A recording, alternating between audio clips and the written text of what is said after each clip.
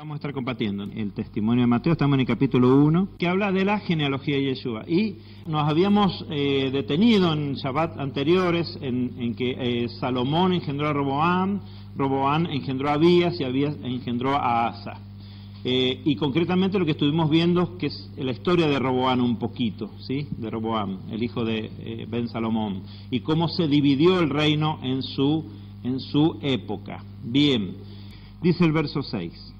E Isaí engendró al rey David, y de la de Urías David engendró a Salomón, y Salomón engendró a Roboam, y Roboam engendró a Abías, y Abías engendró a Asa, y Asa engendró a Josafat, y Josafat engendró a Joram, y Joram engendró a Usías. Y vamos a comenzar ahora deteniéndonos en esto. Roboam engendró a Abías. Y estamos ya estudiando toda esta época, esta genealogía que estamos viendo desde David en adelante. Estamos viendo la época de los reyes de Israel, ¿sí? Que está relatado en Primera y Segunda de Reyes y Primera y Segunda de Crónicas, ¿sí? Pero antes de seguir adelante, nos vamos a detener en lo que dice la Torá, o algunos conceptos básicos de lo que dice la Torá acerca de cuál debía ser el carácter de los reyes de Israel, ¿no? Para que no nos desviemos, o sea, a veces decimos, pero es que la Biblia dice que lo hicieron, por lo tanto es lícito hacerlo. Por ejemplo, si un rey tuvo muchas esposas, o tenía muchas riquezas, o tenía mucho poder militar. Y bueno, si la Biblia lo marca, está bien, ¿no? A veces nosotros debemos saber diferenciar de cuando la Biblia está relatando un hecho, de cuando lo está validando. No es lo mismo. Entonces siempre ustedes que vean un pasaje, y a lo mejor lo quieran aplicar a alguna situación concreta de sus vidas, siempre pregúntense si eso es algo que se está enseñando para un caso particular, si eso es un mandato, una enseñanza general, o simplemente es un relato de algo que ocurrió, y que nos toca a nosotros, con nuestro conocimiento de la Torá, evaluar si eso estaba bien o mal, ¿sí? Entonces a veces porque a veces también existe esa otra costumbre, la gente dice, bueno, quisiera que Dios me hablara, ¿no es cierto? Entonces, en vez de avanzar en un conocimiento de la palabra, porque esa es la forma que el Eterno te habla, abren un pasaje, a ver, este pasaje, este versículo, ponen el dedo así con los ojos cerrados, a ver, está, este es el mensaje para mí. No es así, es un concepto erróneo. Puede ser que uno diga, bueno, voy a leer todo este capítulo, a ver de qué habla, de qué enseña, pero no voy a tomar un versículo la Biblia no puede ser usada para interpretación privada. Eso es lo que queremos decir también. Veamos qué dice la Torá acerca de cómo deben ser los reyes. Devarim, Deuteronomio, capítulo 17, versos 14 en adelante. Dice el verso 14, cuando entres en la tierra que Yahvé tu Elohim te da, y la tengas en posesión, y habites en ella, y digas, quiero poner sobre mí un rey como todas las naciones que están en mis alrededores. Entonces lo primero que dice el Eterno, ustedes van a querer poner un rey en cierto momento. Y había prometido eso el Eterno a Abraham, dice, de ti saldrán naciones y reyes. ¿Sí? Está bien, había una promesa. Sino que ya se anticipa diciendo, ustedes se van a adelantar a mis tiempos, dice el Eterno. Y van a querer tener un rey, van a querer ser como los demás. Y nosotros sabemos que nosotros no estamos llamados a ser como los demás. Estamos llamados a ser conforme a un cierto modelo que la Torá marca. Por eso a veces también nos decimos, bueno, pero es que tampoco yo quiero parecer tan raro. Bueno, pero justamente a veces el Eterno está marcando que seas diferente, porque ahí está haciendo luz en las tinieblas. Y cuando estamos en un lugar totalmente oscuro, y yo puedo palpar los objetos todo por tacto, acá hay un reloj, acá hay una repisa, acá hay una mesa, pero cuando enciendo la luz hace que todo se vea diferente, ya no es tan parecido todo, y la propia luz es algo diferente de todo lo demás. Se apaga la luz y todo se vuelve igual. Entonces la luz tiene una función de ser diferente y de marcar diferencia. José. Así también podemos tomar el modelo de Yosef, ya que estamos viéndolo en la parashá semanal, como él también fue diferente en un mundo que lo podríamos decir, lo catalogaba como bicho raro, si lo queremos llamar así. Sin embargo, él permaneció, aún estando quizás enmudecido en un tiempo que no se ve relato de él, se vio que él era distinto, y por lo cual los gobernantes lo pusieron en un lugar de preeminencia. Pero en principio tuvo que pagar un alto costo por ser diferente. Y entonces eso es lo que nosotros tenemos que saber. Va a llegar un momento que el Eterno te va a dar, a lo mejor va a hacer brillar tu justicia, así como el mediodía. Pero también hay que saber pasar, como dice Yeshua, si algo tenemos por cierto, es que vendrán tropiezos, ¿sí? Entonces tenemos que estar preparados para esas cosas. ¿Por qué tropiezos? ¿Porque ando haciendo daño, ando molestando? No, sino porque estoy marcando lo que es correcto, ¿sí? Bien, entonces dice sobre los reyes que debía tener Israel. Solamente, le dice el Eterno a su pueblo, podrás poner por rey sobre ti a aquel que Yahweh tu Elohim haya escogido, no a cualquiera. Segundo, pondrás por rey sobre ti a uno de entre tus hermanos. Ningún extranjero puede ser rey de Israel. Y no podrás poner a ningún extranjero que no sea hermano tuyo. Sigue diciendo, solo que que tú pongas no debe aumentar para sí caballos, esto entiéndase como poder militar, ¿sí? Ni hará volver al pueblo a Egipto para multiplicar caballos. Nada de buscar alianzas con Egipto, porque en ese momento era, digamos, la potencia, ¿no es cierto?, mundial. Era como si ahora dijéramos, bueno, vamos a hacer acuerdo con tal o cual nación para ser más poderosos nosotros. Eso está prohibido para el pueblo del Eterno. Dice, porque Yahvé os ha dicho, no volveréis nunca por ese camino. Bien, dice, no aumentará para sí mujeres. Entonces acá tenemos una de las grandes falencias que le vemos a todos los reyes.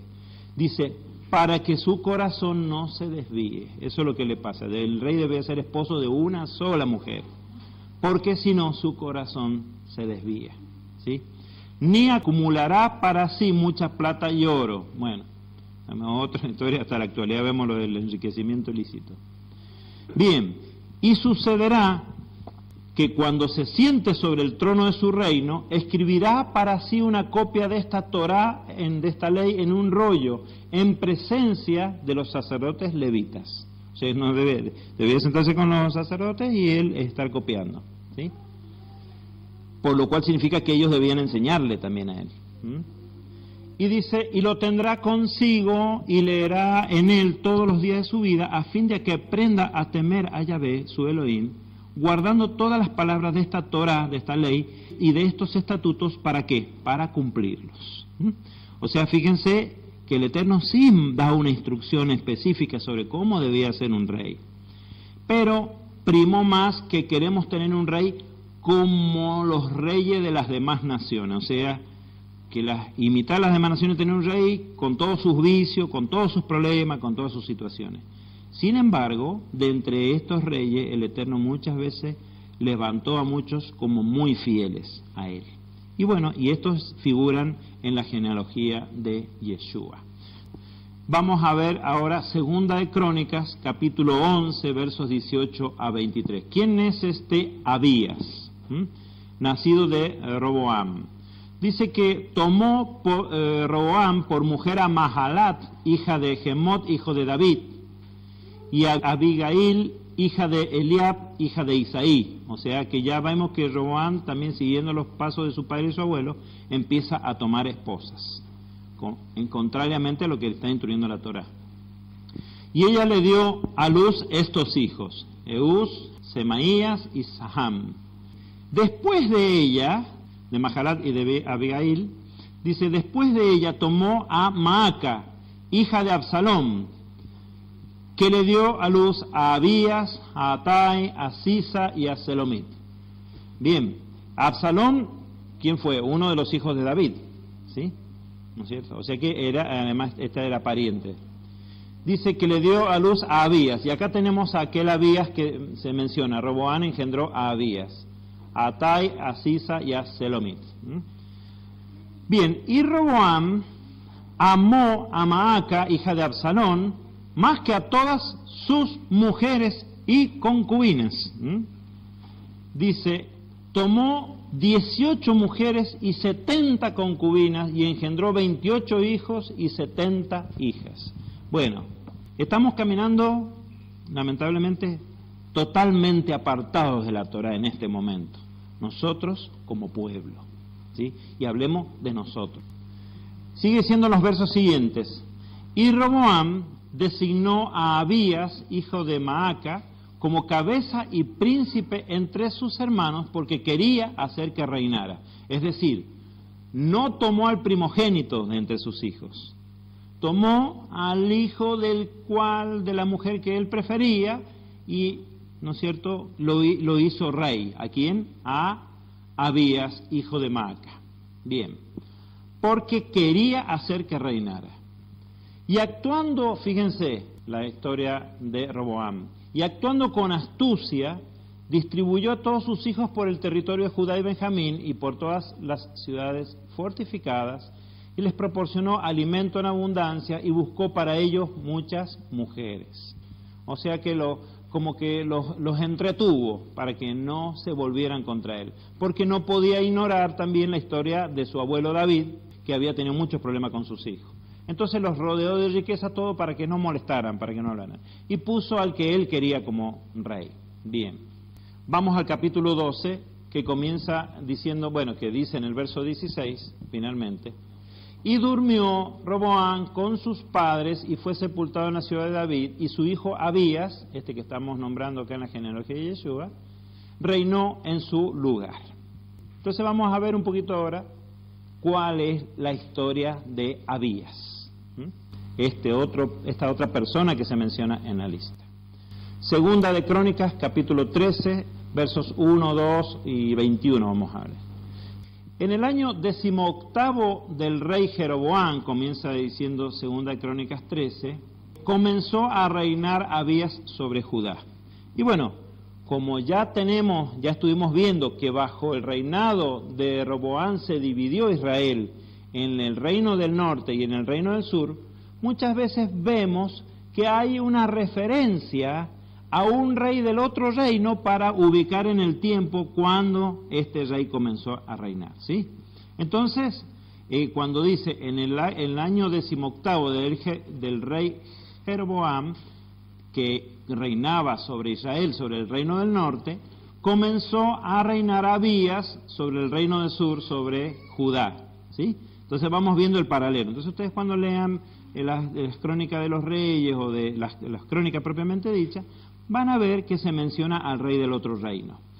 Entonces por eso decíamos que si uno no tiene clara la división de Israel en dos reinos y lee esto, como nos pasaba a nosotros antiguamente, uno no entiende mucho y termina por desinteresarse en esa parte de la escritura. Dice que Abías reinó 3 años en Jerusalén. El nombre de su madre era Micaías, hija de Uriel, hija de Gabaa. Y hubo guerra entre Abías y Jeroboam. Ya se le había dado la orden a Roboam, su padre, que no hiciera frente al reino del norte, pero bueno, esa orden en cierto momento se desobedeció y siguieron teniendo guerra contra sus hermanos del norte. Dice, y Abías se hizo fuerte y tomó para sí nuevamente 14 mujeres y engendró 22 hijos y 16 hijas. Pasa lo mismo. Bueno, y ustedes se ríen, pero hay corrientes que adoptaron matrimonios múltiples sin mirar lo que la Torá dice. Como siempre pasa muchas veces, damos por abolida la Torá, tomamos lo que nos parece interesante, llámese diezmo, llámese poligamia, llámese, bueno, muchas otras cosas. Bueno, ahora hermano, la Torá está abolida, pero bueno, vamos a levantar primicias, y entonces así tomamos la Escritura como excusa para hacer lo que nos conviene, y no lo que la Escritura dice, ¿sí? Y vamos a continuar con lo que dice el verso 7 de Mateo 1, en su última parte, que dice, y Abías engendró a Asa. Veamos quién es este rey Asa ahora entonces. Segunda de Crónicas, capítulo 14, versos 1 a 5. Durmió Abías con sus padres y los sepultaron en la ciudad de David, y reinó en su lugar su hijo Asa. En sus días la tierra estuvo en paz durante 10 años. Su padre reinó 3 años, y en esos 3 años vemos lo que sucedió. Y dice que cuando lo sucedió su hijo Asa, la tierra estuvo en paz durante 10 años. Y el padre, que había estado poco tiempo, tuvo con guerra, todo, pero sin embargo este rey tuvo paz. ¿Por qué? Bueno, veamos. Pues, dice el verso 2 de 2 Crónicas 14, pues Asa hizo lo bueno y lo recto ante los ojos de Yahvé su Elohim. Entonces acá vemos un cambio, ¿sí? Dice, porque suprimió los altares de culto extraño y los lugares altos, quebró los pilares y taló las aceras. Quizá en otras Biblias no diga esto de talar las aceras o las cortó. Hay teóricos que dicen que estas aceras son árboles rituales, que son, digamos, los tatarabuelos del arbolito de Navidad. Son de culto a acera, ¿sí? Hablando de eso en estos días que ya también se está acercando ya el tiempo en que muchos se están preparando para la Navidad. ¿Dice algo el comentario ahí? ¿Podés leerlo? Dice, el término acera puede ser el nombre de una diosa cananea cuyo culto se introdujo en Israel pese a los mandamientos de Elohim. ¿Sí? Bien. Y sigue diciendo el capítulo 14 de 2 Crónicas. Y mandó a Judá que buscara a Yahvé, el Elohim de sus padres, y que pusiera por obra la ley y el mandamiento. Fíjense qué interesante lo que hizo Asa. Que mandó a todo Judá, se dio una orden a todo el pueblo, que se volvieran al Elohim de sus padres, ¿sí? Fíjense lo que hizo. Quitó además de todas las ciudades de Judá los lugares altos y las imágenes del sol. Fíjense, se adoraba al sol en Israel en ese momento, y el reino tuvo paz bajo su mando.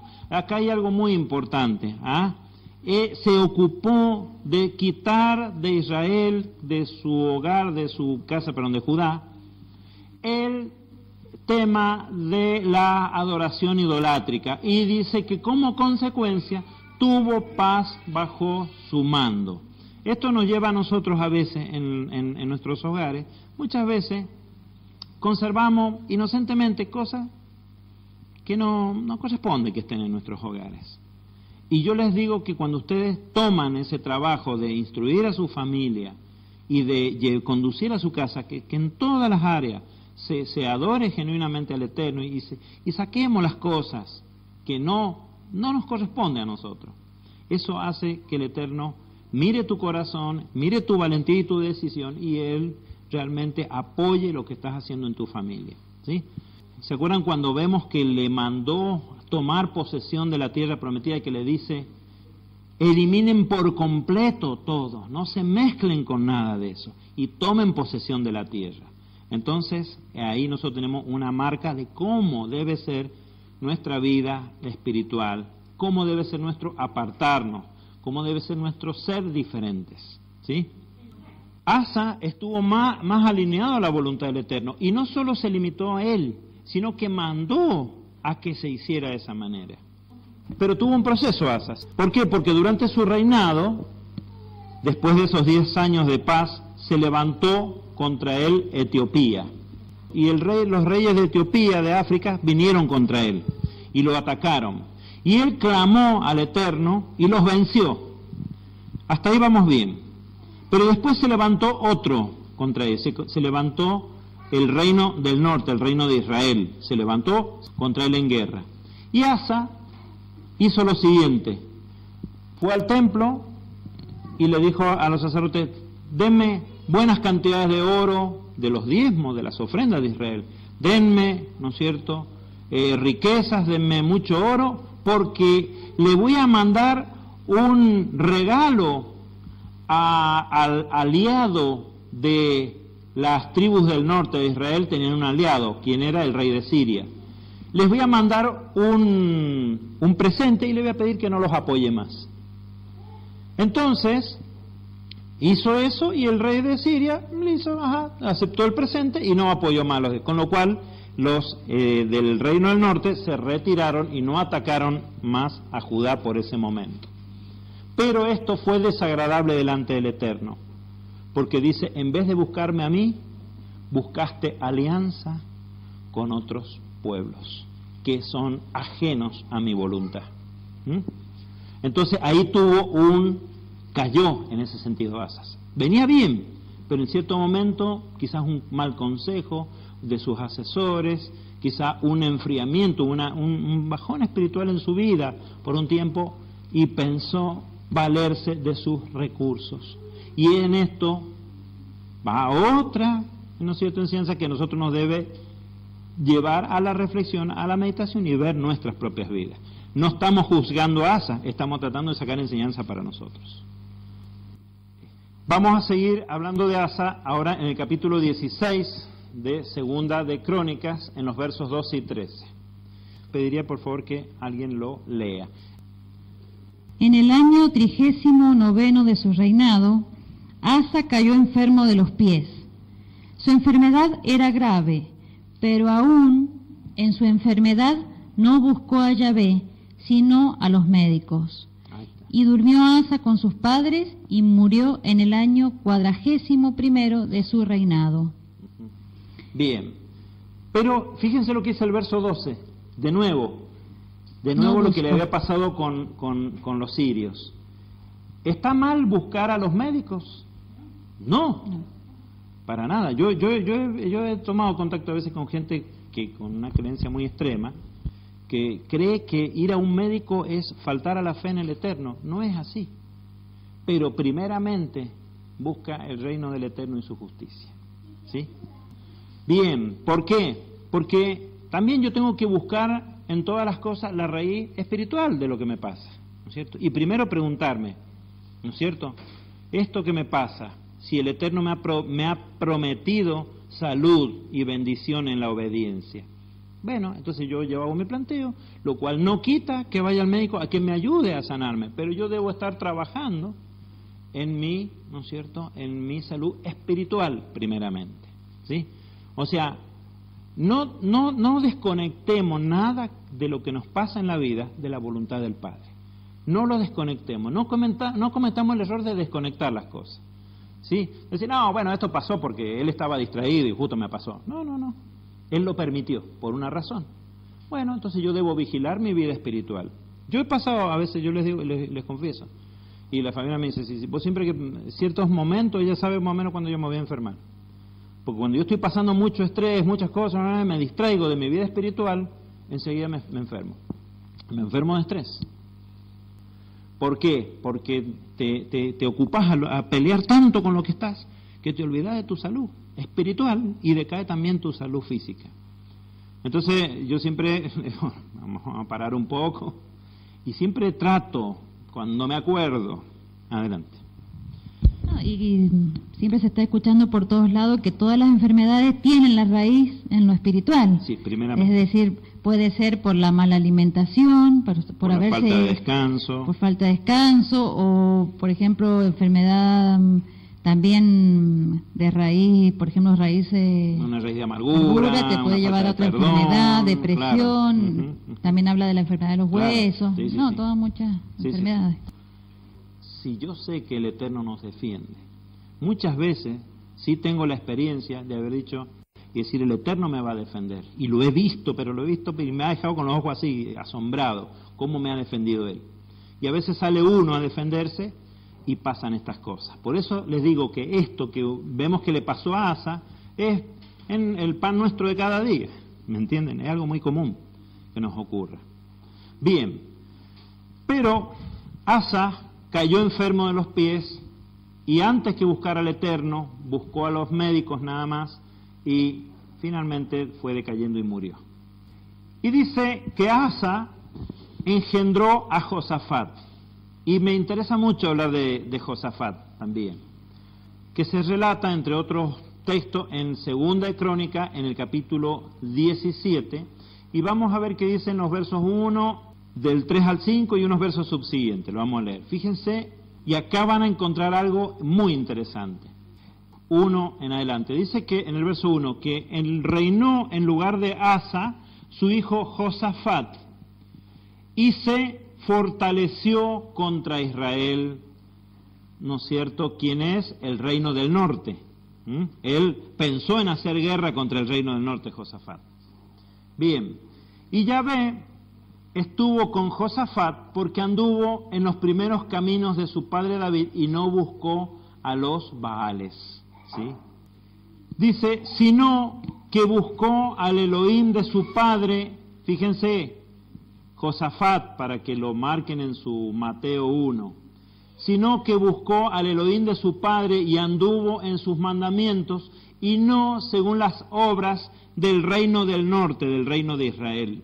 Porque era una gran tentación. Si nuestros hermanos del norte, mirá que en realidad están haciendo esto y les va bien, ¿por qué nosotros no? La tentación de ver de que mi hermano está desobedeciendo y parece que le va bien, me atrae. Aún entre los hermanos. Entonces tengamos cuidado. Dice, no tengas envidia de los malos.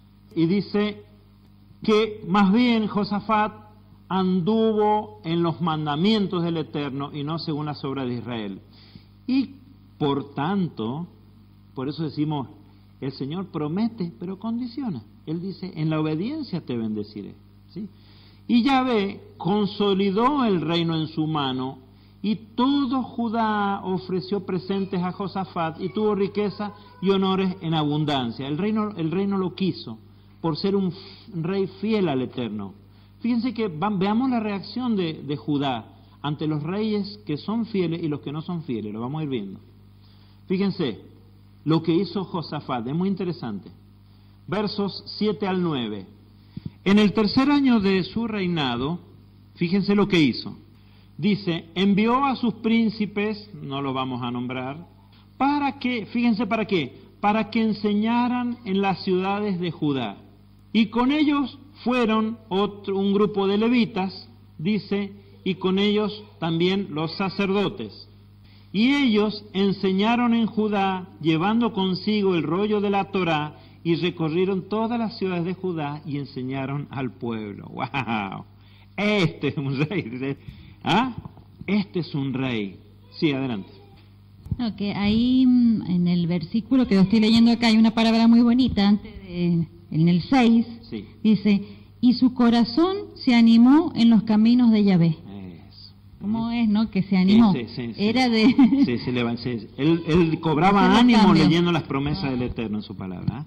Pero no solo se quedó con ser fiel él, primer paso, con conducir o poner leyes para que el pueblo sea fiel, destruir los lugares altos y todo lo demás, sino que además se tomó el trabajo de llevar la Torá, la enseñanza a las personas.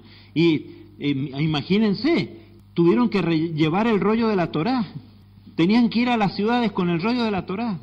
Y acá hay un acontecimiento, los sacerdotes van a traer el rollo acá a Godoy Cruz, van a traer el rollo acá, y iría cuidadosamente custodiado y guardado. Y entonces había que llegar a los pueblos y sacarlo y leérselo a la gente y enseñárselo.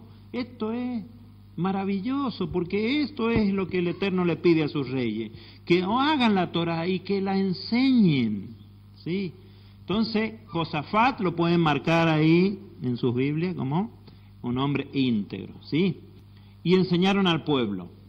Y dicen los versos 10 al 12 de Segunda de Crónicas 17. Fíjense lo que pasó.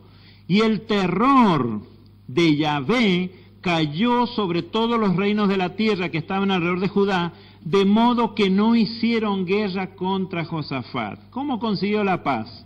¿Con acuerdo, casándose con las hijas de los otros reyes? No, haciendo la voluntad del Eterno y enseñándole al pueblo a hacerlo. Entonces el pueblo mismo se volvió poderoso, ¿me entendés? Eran prosperados, estaban bien, y los demás reinos veían que la gente, digamos así, el ingreso medio per cápita era bueno, y además eran cultos, y además tenían seguramente una buena defensa. Entonces a todos les dio miedo, este pueblo es poderoso, su Dios los prospera. Bien, no hicieron guerra contra Josafat, dice el verso 10, el verso 11 dice, y fíjense lo que llegan a hacer los enemigos. Y algunos de los filisteos trajeron a Josafat presentes y plata como tributo. También los árabes le llevaron rebaños, ¿sí? 7.700 carneros y 7.700 machos cabríos. Bueno, ¿qué pasa? Y querían tener la buena voluntad. ¿Se acuerdan cuando estudiamos la vida de Isaac, que vinieron también los filisteos a hacer acuerdo, ¿no es cierto?, con él? Mirá, no nos vayas a atacar, nos hemos visto que sos poderoso. Bueno, bien, ¿sí? Verso 12. Y Josafat se engrandeció hasta lo sumo y edificó en Judá fortalezas y ciudades de abastecimiento, tipo José también. ¿Se dan cuenta lo que es tener temor del Señor, chicos? ¿Se dan cuenta? Por supuesto que les va a tocar pasar a veces situaciones difíciles, porque si yo soy distinto. Buscad primeramente el reino del Eterno y su justicia, y lo demás te será dado por añadidura. Entonces, en esta genealogía de Yeshua, bien, quizá podemos poner ahí una duda sobre Roboán, sobre Abías, pero bueno, a Asa le fue bastante bien, aunque en cierto momento decayó, y vemos a Josafat como uno de los reyes que realmente le dio esplendor a Israel por ser fiel. Que la casa de nosotros sea una casa que tiene esplendor porque somos fieles, no porque tenemos mucha plata. ¿Me entiendes? Eso es fundamental.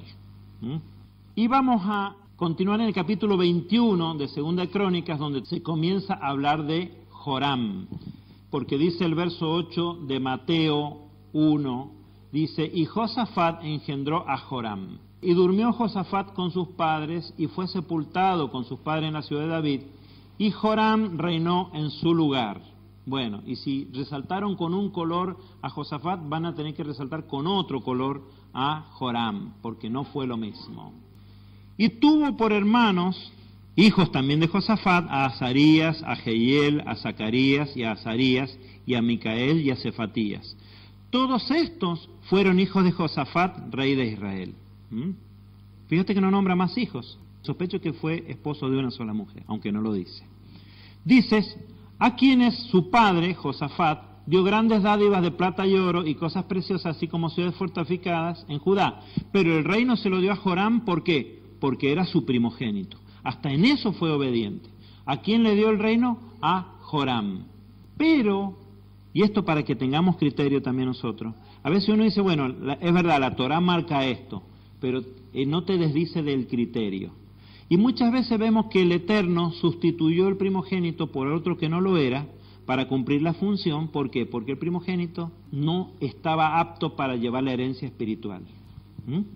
Y entonces dice, y el reino se lo dio a Joram porque era su primogénito. Fue obediente en eso. Ahora, ¿qué hizo Joram? El hijo de Josafat.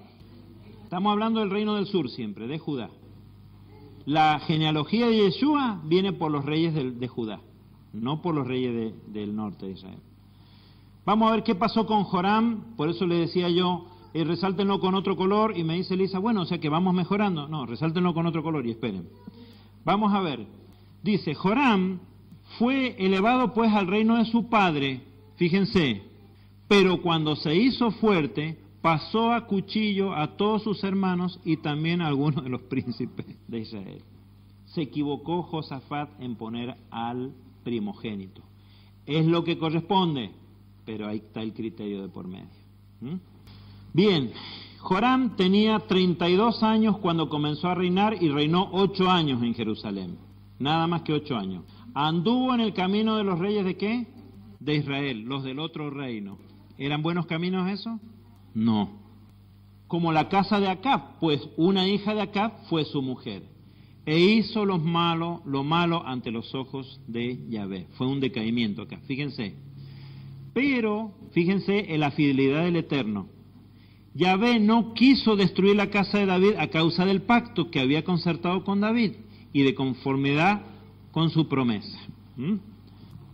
Fíjense cómo el pueblo también opina sobre este rey Joram. Construyó además lugares altos en los montes de Judá. ¿Qué son los lugares altos? Adoración idolátrica. E hizo fornicar a los habitantes de Jerusalén y también a Judá obligó a ello. O sea que puso como ley que hubiese idolatría. Nada que ver con el Padre, nada que ver. Bien, entonces le llegó una carta del profeta Elías diciendo, así dice Yahvé Elohim de David tu padre, por cuanto no has andado en los caminos de tu padre Josafat, ni en los caminos de Asa, rey de Judá, sino que has andado en el camino de los reyes de Israel, y has hecho que Judá y los habitantes de Jerusalén forniquen conforme a la fornicación de la casa de Acab, y por cuanto has asesinado a tus hermanos y a la familia de tu padre, que eran mejores que tú. He aquí, Yahvé golpea con un gran golpe tu pueblo, a tus hijos, tus mujeres y a todas tus posesiones. Y tú mismo tendrás grandes enfermedades, con dolencia de las entrañas, hasta que salgan tus entrañas por causa de la enfermedad que se irá agravando día a día. Tremendo. Y Yahvé incitó contra Jorán el espíritu de los filisteos y de los árabes que estaban junto a los etíopes. ¿Se acuerdan que antes habíamos sido atacados por los etíopes? En el reino de Josafat, los filisteos y los árabes le traían presente para estar en paz. Ahora no, cambió todo, se volvieron enemigos. Y subieron contra Judá, la invadieron y se llevaron todos los bienes que se encontraban en la casa del rey, también a sus hijos y a sus mujeres, y no le quedó ningún hijo aparte de Joacás, el menor de sus hijos. O sea, el Señor dice, le voy a mantener la promesa a David, pero este no se va a quedar sin castigo. Después de todo esto, Yahvé lo hirió con una enfermedad incurable en sus entrañas, lo que le había prometido, ¿sí? Y con el correr del tiempo y al cabo de 2 años aconteció que se le salieron las entrañas a causa de la enfermedad. Yo no sé cómo habrá sido eso. No sé. ¿Se acuerdan que escuchábamos en el programa de salud? ¿Te acordás que dice que entre las piernas tenemos un puente muscular que sostiene todas las entrañas, ¿sí? En los intestinos tenemos una formación muscular entre las piernas que sostiene todo eso, porque la cadera tiene un hueco ahí, ¿no es cierto? El hueso de la cadera.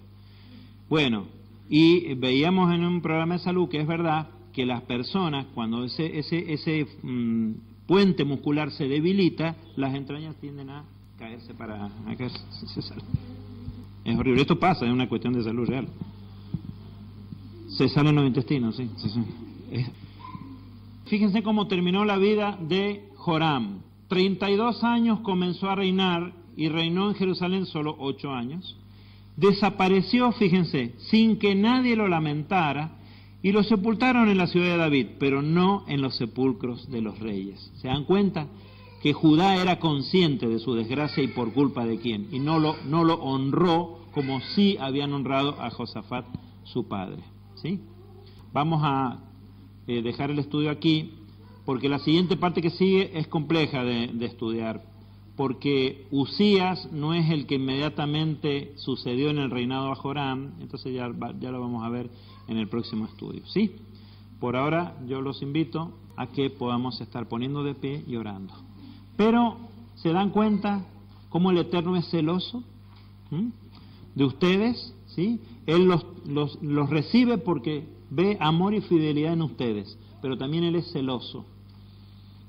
Y entonces Él no deja sino más que nosotros nos vayamos a la desobediencia. Él nos va a llamar la atención si nos hemos ido a la desobediencia. Nos va a llamar la atención. Y entonces yo diría, cuando alguien ha sido llamado a la atención, también no lo juzguemos ni lo señalemos. Digamos, el Eterno lo ama y lo está reprendiendo. Porque si el Eterno no estás en su corazón y vos te vas por cualquier camino y no te pasa nada, ya sabes que no estás ¿no es cierto?, en su amor y su misericordia, sino que te está dejando ir a lo malo. Entonces, si alguna vez nos desviamos y el Eterno nos hace sentir su disciplina, significa que nos tiene como hijos. Y que somos hijos. Amén. Bien. Bueno, ¿vieron que hay mucho para ver en la genealogía de Yeshua? Hay mucho para ver, investigar, aprender. Y ya no pasa. Bueno, vamos a orar, chicos, por favor.